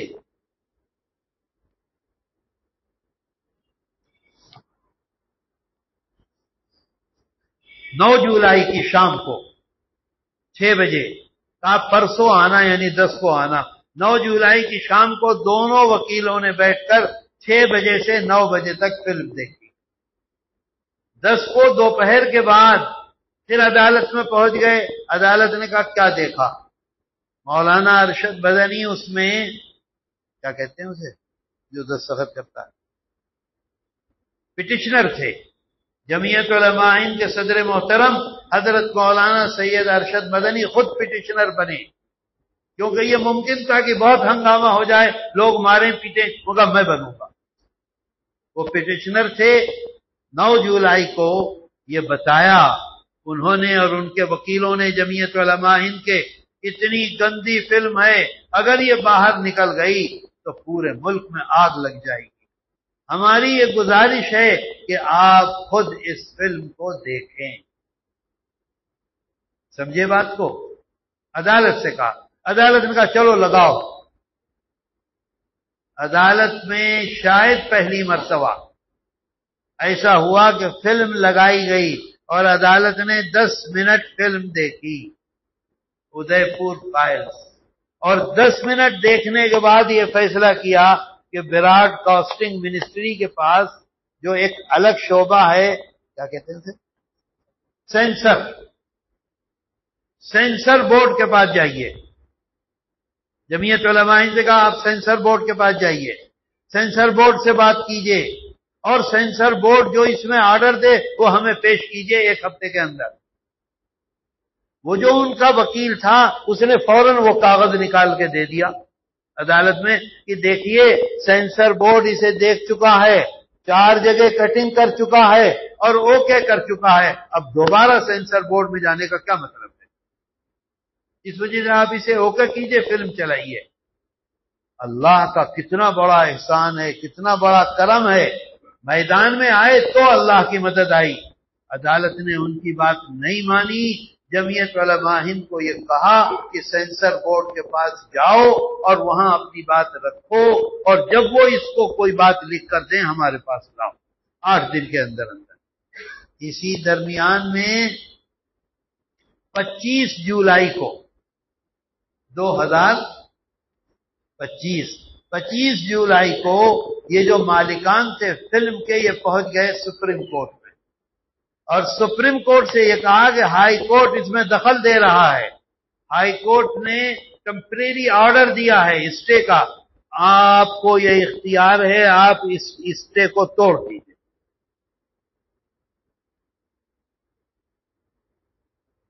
سپریم کورٹ نے یہ کہا کہ نہیں، یہ ٹیمپریری آرڈر ہے، اس میں ہم دخل نہیں دیں گے. جب وہ مستقل کوئی آرڈر دیں تو ہمارے پاس آؤ، پھر ہم سنیں گے اور پھر دیکھیں گے. وہاں سے واپس ہو گئے.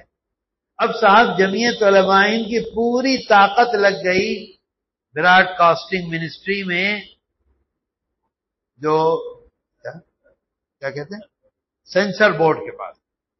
اللہ نے اتنی بڑی کامیابی دی، اتنی بڑی کامیابی دی کہ 60 اور 4 کتنے ہوئے؟ 64. کتنے گھنٹے کی فلم تھی؟ 3 گھنٹے کی 6 گھنٹے کی تھوڑی 3 گھنٹے کی فلم تھی، اور 3 گھنٹے کی فلم میں جمعیت علماء ہند کی درخواست پر 64 جگہ کٹنگ ہوئی، کہیں 4 سیکنڈ کی، کہیں 10 سیکنڈ کی، کہیں 60 سیکنڈ کی، کہیں 100 سیکنڈ کی، کہیں 200 سیکنڈ کی، کہیں 300 سیکنڈ کی، 64 جگہ جب کٹنگ ہوگی تو اس فلم میں کچھ بچے گا؟ سچ بتلا دو۔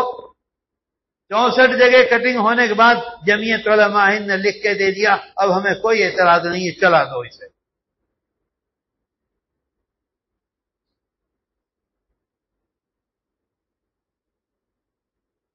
اس کے بعد اس ملک میں 3 کہاں تو 18,000 کہاں 3 سینما ہالوں میں وہ چلی، 70% سیٹیں خالی تھیں، ایک مرتبہ دیکھنے کے بعد دوبارہ دیکھنے کے لیے کوئی نہیں آیا، اور الحمدللہ وہ فتنہ مر گیا، ختم ہو گیا۔ میرے دوستو مجھے بتاؤ، جس وقت یہ خدمت جمعیت علماء ہند نے انجام دی ہے اس وقت ملک میں مسلمانوں کی حفاظت کے لیے، نوجوانوں کی حفاظت کے لیے، مدرسوں کی حفاظت کے لیے، داڑھیوں کی حفاظت کے لیے، پگڑیوں کی حفاظت کے لیے، علماء کی حفاظت کے لیے اس سے بڑا کوئی کام تھا؟ آپ خود فیصلہ کر لو، میں نہیں کہہ رہا ہوں۔ مجھے انتہائی افسوس ہے کہ یہاں میں نے سنا، کہیں نہیں سنا، یہاں سنا کہ جمعیت تو جا کے لگ گئی ہے عدالتوں سے۔ عدالت بھی ہے اور دوسری چیزیں بھی، جہاں جیسا موقع ہے جمعیت علماء ہند میدان میں رہتی ہے اور کام کرتی ہے، کیونکہ ہمارے آقا حضرت محمد صلی اللہ علیہ وسلم نے ہر انسان کی خدمت کی ہے۔ اسی کا نتیجہ ہے کہ آپ کی گورنمنٹ یہ کہہ رہی ہے کہ انسانیت کی خدمت۔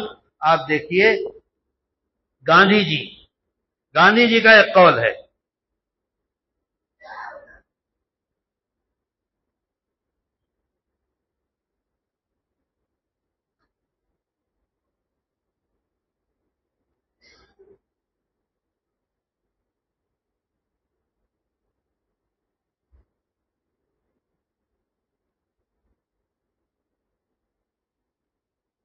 کوئی آپ کو جلدی تو نہیں ہے؟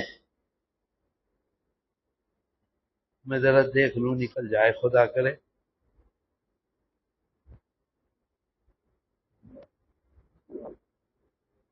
دیکھیے ان کا ایک اخبار تھا ہریجن، اس میں 27/7/1947 میں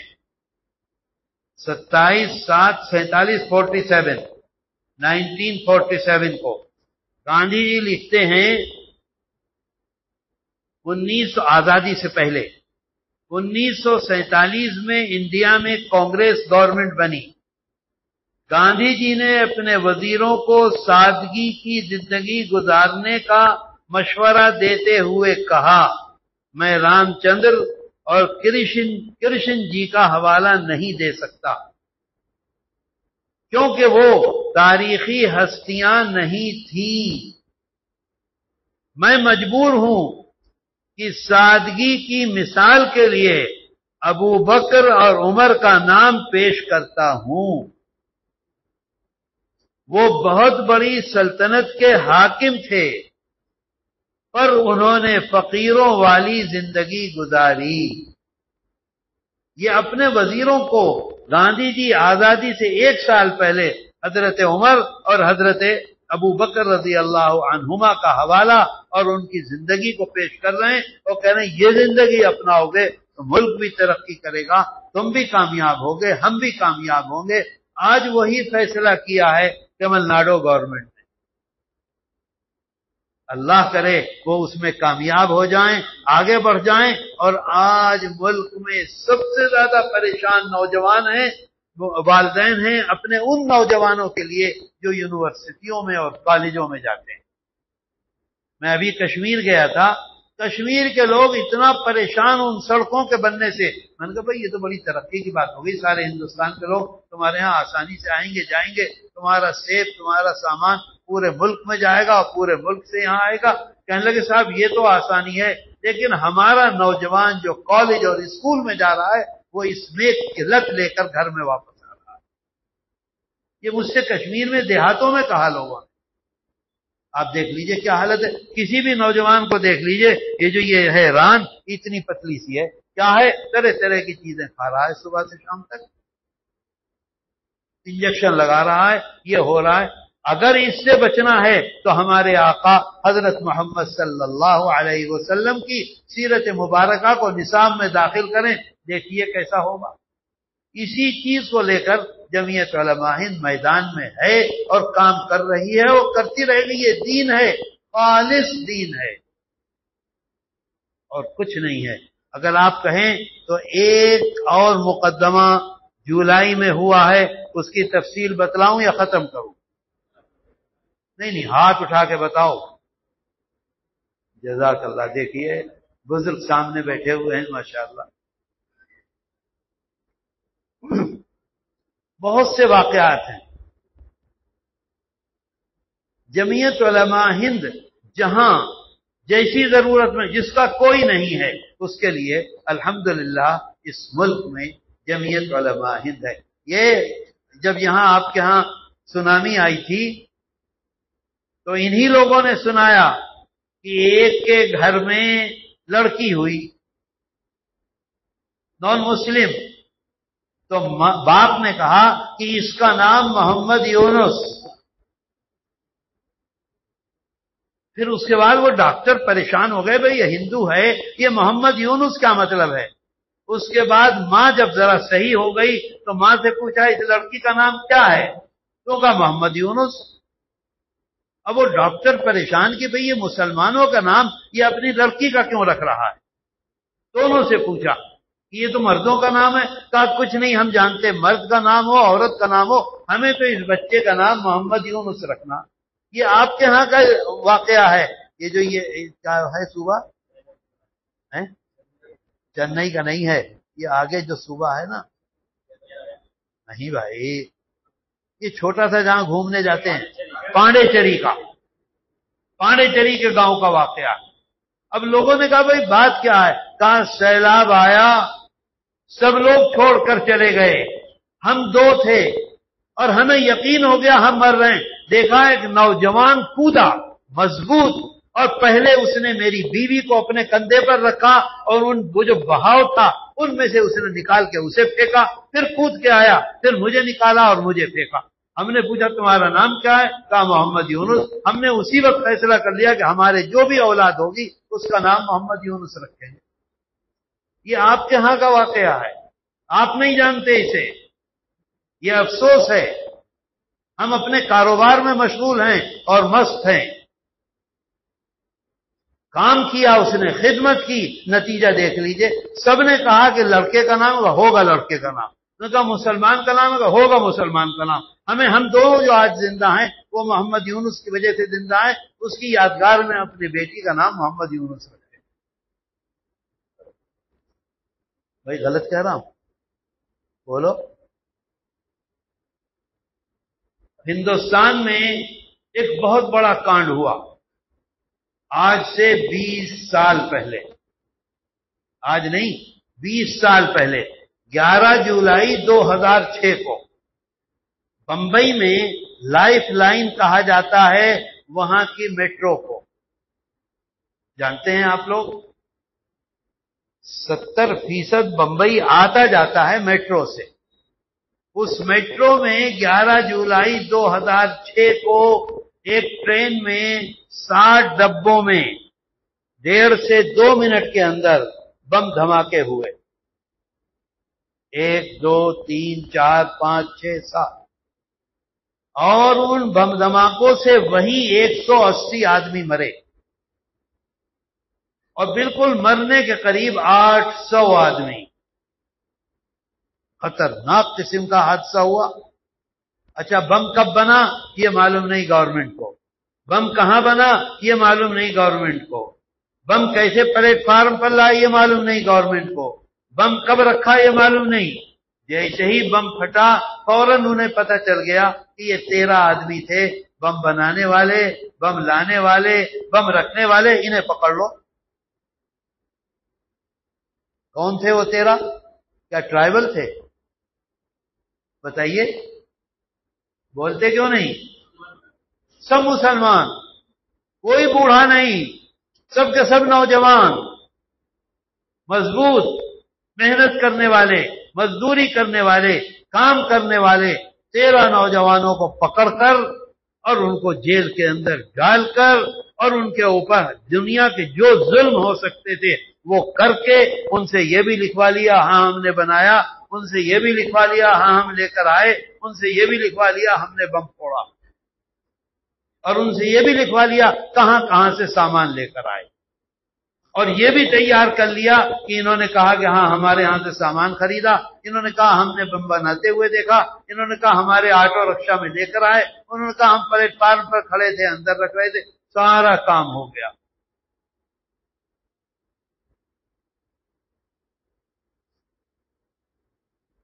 بمبئی کی جو خصوصی عدالت ہے، جمعیت علماء ہند، کوئی ان کی مدد کرنے والا نہیں۔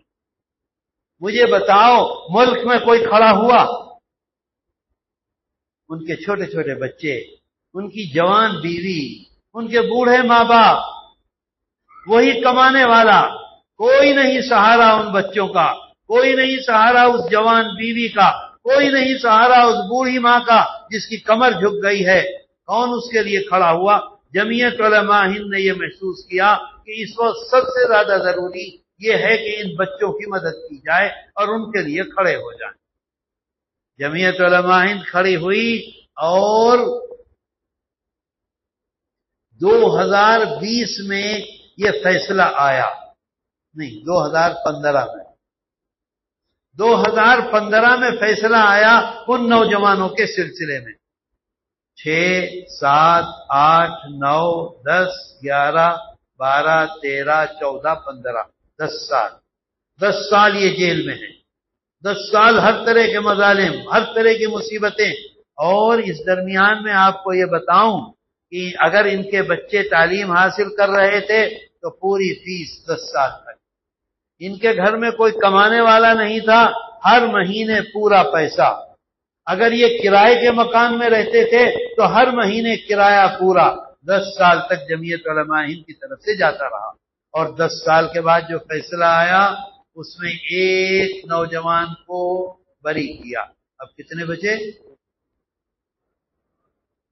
کتنے بچے؟ 12 میں 5 نوجوانوں کو پھانسی کی سزا دے گی۔ اب کتنے بچے؟ 7 کو عمر قید کی سزا دی، اور ایسی عمر قید کہ جب تک سانس چل رہا ہے اس وقت تک تم جیل میں رہو گے۔ نوجوان ہیں، بے گناہ ہیں، ان کے ماں باپ تڑپ رہے ہیں، ان کے بچے ہیں چھوٹے چھوٹے، یتیم ہو رہے ہیں، کوئی ان کو پوچھنے والا نہیں ہے، ملک میں کوئی دیکھنے والا نہیں ہے، ان کا خاندان، ان کے رشتہ دار یہ حیثیت نہیں رکھتے کہ ان کے لیے کھڑے ہو جائیں، جو جاننے والے تھے وہ اس طرف نہیں جاتے، کہیں پولیس ہمیں بھی نہ پکڑ کے لے جائے کہ تم بھی اس میں شامل تھے۔ بڑا خطرناک معاملہ ہوتا ہے، کوئی جاتا نہیں کہ کہیں یہ بھی نہ ہو اسے بھی پکڑ کے لے جائیں تو کیا ہوگا، ادھر جانا چھوڑ دیا، اور ان میں سے کتنا ظلم ان کے اوپر ہوا، بے گناہ نوجوانوں کو۔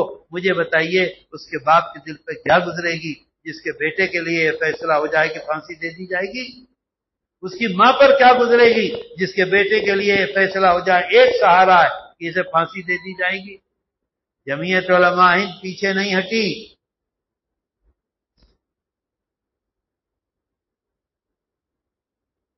2016 میں 15 میں فیصلہ آیا، جمعیت علماء ہند 2016 میں مہاراشٹر ہائی کورٹ میں اپیل کر دی۔ قانونی طریقہ یہی ہے، اپیل کی کہ یہ فیصلہ غلط ہے، جھوٹا ہے، زبردستی ان سے بیان دلوائے گئے ہیں، اس وجہ سے ہمیں انصاف دلایا جائے۔ اچھا یہ کیس ہے کرمنل کا، کرمنل کو کیا کہتے ہیں آپ کے ہاں؟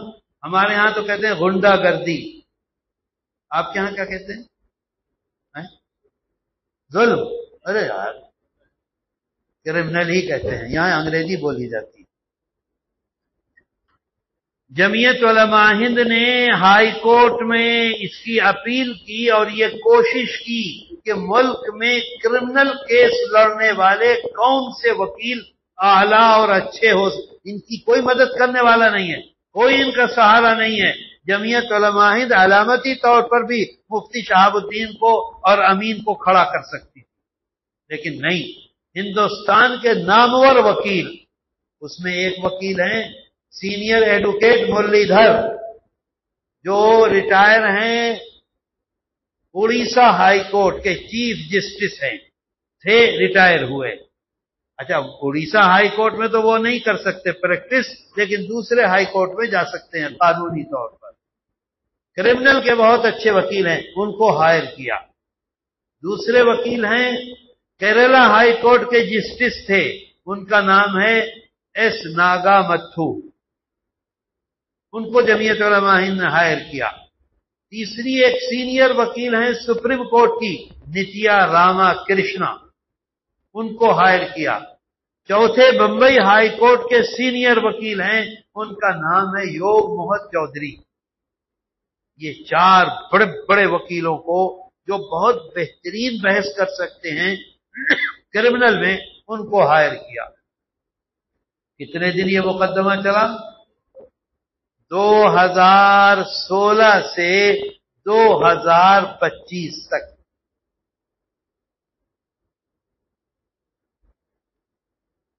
اکیس جولائی 2025 کو ہائی کورٹ کا فیصلہ آیا۔ 16، 17، 18، 19، 20، 21، 22، 23، 24، 25، 10 سال تک لڑا۔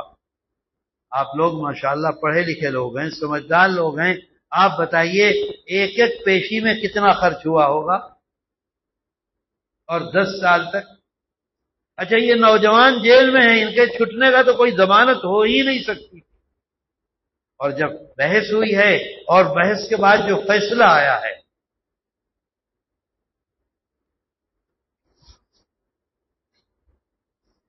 فیصلے میں اتنی زبردست جمعیت علماء ہند کے وکیلوں نے بحث کی اور یہ ثابت کیا کہ جتنے بھی ان کے بیانات ہیں جو ان کے ہاتھ سے لکھوائے گئے ہیں، یہ سب کے سب جعلی اور جھوٹے ہیں۔ ثابت کر دیا 10 سال میں وکیلوں نے، اور عدالت نے تسلیم کیا، اور عدالت نے اپنے فیصلے میں لکھا کہ ان سے زبردستی مار مار کے جھوٹے بیانات پر دستخط لیے گئے ہیں، اس کا حقیقت سے کوئی تعلق نہیں۔ نمبر 2، گواہ لائے تھے طرح طرح کے بنا کر۔ اچھا، کوئی ایک تو میں دیکھ رہا ہوں، دوسرے یہ کہ مجھے پتہ ہی نہیں، تو جب آدمی اوپر نیچے ہوگا تو ان کی الٹے سیدھے بیانات آئیں گے۔ گواہوں کو ثابت کیا یہ سب کے سب جھوٹے گواہ ہیں، اور عدالت نے یہ تسلیم کیا کہ گواہیاں جھوٹی ہیں، حقیقت کا اس سے کوئی تعلق نہیں۔ تیسری چیز، انہوں نے یہ ثابت کیا تھا کہ یہ چھڑی ان کے پاس سے نکلی، یہ چشمہ اس کے پاس سے نکلا، یہ گھڑی اس کے پاس سے نکلی، یعنی یہ چیز اور یہ چیز اور یہ چیز، اس کو جمعیت علماء ہند کے وکیلوں نے ثابت کیا یہ جھوٹ ہے۔ نہ ان کے پاس بم بنانے کا سامان تھا، نہ یہ بم بنانا جانتے تھے، نہ یہ کہیں سے خرید کے لائے تھے، نہ کسی دکان سے کوئی ثبوت ہے، نہ اپنے گھر سے وہاں تک لانے کا ثبوت ہے، نہ رکھنے کا ثبوت ہے، سب جھوٹ ہے۔ تینوں چیزیں جھوٹ ثابت کر کے عدالت کا فیصلہ آیا 21 جولائی 2025 کو، ابھی 2-3 مہینے پہلے، اور پیچھے نہیں جاؤں گا، بہت لمبا ہے۔ 25 کو فیصلہ آیا، 21 جولائی 2025 کو اس فیصلے میں عدالت یہ کہتی ہے اقبالیہ بیان جھوٹے، گواہیاں جھوٹی، سامان جو ان کے اوپر بنایا گیا کہ یہ لائے، خریدا اور بنایا، یہ سب جھوٹ، اس وجہ سے یہ بالکل بے گناہ ہیں، اور ان تمام لوگوں کو باعزت بری کیا جاتا ہے۔ میرے دوستو، مجھے بتاؤ، وہ ماں بوڑھی جس کا کوئی آسرا نہیں تھا، آج جب اس کے سامنے یہ فیصلہ آیا ہے، اس کے دل سے کیا نکلے گا؟ بولیے۔ وہ باپ جس کی جوتیاں گھس گئیں دھکے کھاتے کھاتے اور اپنے بیٹے کی شکل بھی نہیں دیکھ سکا 20 سال میں، اس کے دل سے کیسی دعا نکلے گی؟ وہ جوان بیوی جو مایوس ہو چکی تھی، اس کے دل سے کیا نہیں؟ چھوٹے چھوٹے معصوم بچے جن کے سر پر ہاتھ رکھنے والا کوئی نہیں تھا، آج ان کا باپ ان کے گھر میں موجود ہے، ان کے دل سے کیا دعا نکلے گی؟ بولیے، غور کیجئے، ہے اس سے بڑا کوئی کام؟ میرے دوستو، جس وقت ضرورت ہوتی ہے جمعیت علماء ہند فیصلہ کرتی ہے، میدان میں آتی ہے، آخر تک پہنچاتی ہے الحمدللہ۔ ابھی بار بار مولانا ذکر کر رہے تھے اوقاف کے سلسلے میں۔ میرے دوستو، پتہ نہیں مولانا نے آپ تک وہ کتاب پہنچائی کہ نہیں، میں نے ایک مرتب کی تھی کتاب 100 سالہ تاریخ۔ میں لمبی بات نہیں بتاؤں گا، میں تو صرف اتنی بات آپ کو بتلا رہا ہوں کہ 86 درخواستیں سپریم کورٹ میں گئیں لڑنے کے لیے۔ 86 لوگ، ہر طرح کے لوگ گئے، سیاسی، غیر سیاسی، فلاں 86 آدمی گئے۔ سپریم کورٹ نے یہ فیصلہ کیا کہ ہم 86 آدمیوں کی بات کہاں سے سنیں گے؟ 5 آدمیوں کی بات سنیں گے۔ ان 86 میں سے 5 ہمارے سامنے آئیں گے، اپنا موقف رکھیں گے، ہم ان کی بات سنیں گے۔ گورنمنٹ کی طرف سے وکیل ہوں گے، ان کی طرف سے وکیل ہوں گے، ہم ایک فیصلے پر پہنچیں گے۔ میں آپ سے یہ عرض کروں کہ ان 5 میں سے نمبر 1 پر کون ہے؟ جانتے ہیں آپ؟ نمبر 1 پر مولانا ارشد مدنی پریزیڈنٹ جمعیت علماء ہند ہیں، نمبر 1 پر۔ باقی نمبر 2، نمبر 3، نمبر 4، نمبر 5۔ میں کسی کی برائی کرنے کے لیے نہیں بیٹھا ہوں، میں کسی کا نام نہیں لوں گا کون نمبر 2 پر ہے، کون نمبر 3 پر ہے، بالکل نہیں۔ جمعیت علماء ہند کی یہ حیثیت کورٹ کی نظر میں کیوں ہے؟ کیونکہ جمعیت علماء ہند کبھی بھی مسلمانوں کی جذبات سے کھیلتی نہیں ہے۔ جمعیت علماء ہند کے دامن پر آج تک کسی مسلمان کے خون کی چھینٹیں نہیں ہیں۔ جمعیت علماء ہند جس طرح سے فرقہ پرستی، ہندو فرقہ پرستی کی مخالف ہے، اسی طرح سے مسلم فرقہ پرستی کی بھی مخالف ہے۔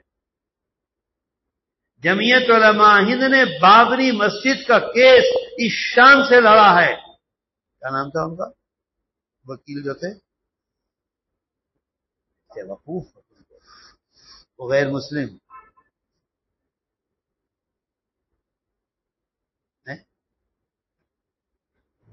الہ آباد والے، راجیو دھون۔ مساجد کے سلسلے میں سب سے زیادہ معلومات رکھنے والے، بابری مسجد کے سلسلے میں سب سے زیادہ پڑھے راجیو دھون تھے، اب بھی ہیں۔ راجیو دھون جمعیت علماء ہند کے وکیل تھے، وہ تفصیل لمبی ہے۔ درمیان میں جمعیت علماء ہند نے فیصلہ کیا کہ راجیو دھون کے علاوہ ان وکیل کو ہم لیں گے۔ راجیو دھون نے تمام فریقوں سے یہ کہہ دیا اگر جمعیت علماء ہند مجھے وکیل بنائے گی تو میں سپریم کورٹ میں کھڑا ہوں گا، اور اگر جمعیت علماء ہند اپنا وکالت نامہ نہیں دے گی تو میں کسی اور کی طرف سے یہ کیس نہیں لڑوں گا۔ وہ لکھنؤ والے تھے، کیا نام تھا ان کا؟ لکھنؤ کے وکیل تھے ظفر یاب جیلانی۔ دیکھو بھائی، شاید استنجے جائیں گے۔